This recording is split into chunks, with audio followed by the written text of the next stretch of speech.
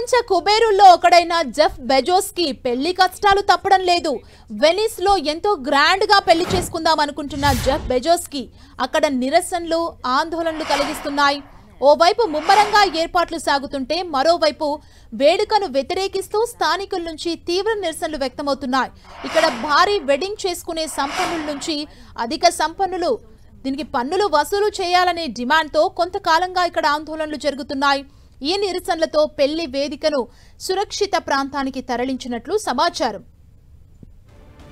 Jeff Bezos వివాహం కోసం Venice లో భారీగా ఏర్పాట్లు జరుగుతున్నాయి. 3 రోజుల పాటు ఈ వేడుకలు జరుగుతున్నాయి. అయితే ఈ వేడుకలపై ఇప్పటికే పెద్ద ఎత్తున పర్యాటకుల తాకిడిపై నిరసనలు వ్యక్తమవుతున్నాయి. 3 రోజుల పాటు సెలబ్రిటీల రాకపోకలు నగరాన్ని స్తంభింపజేస్తాయని ఆందోళన వ్యక్తం చేస్తూ no space for Jeff Bezos పేరుతో ఆందోళనలు చేపట్టారు.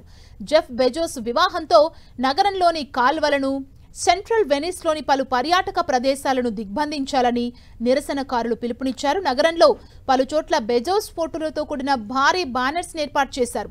వివాహం మరుసటి రోజు నూతన దంపతులు పార్టీ నిర్వహించే ప్రాంతంలో ఆందోళనలకు పిలుపునివ్వడంతో నిర్వాహకులు వేదికను మార్చినట్లు తెలుస్తోంది.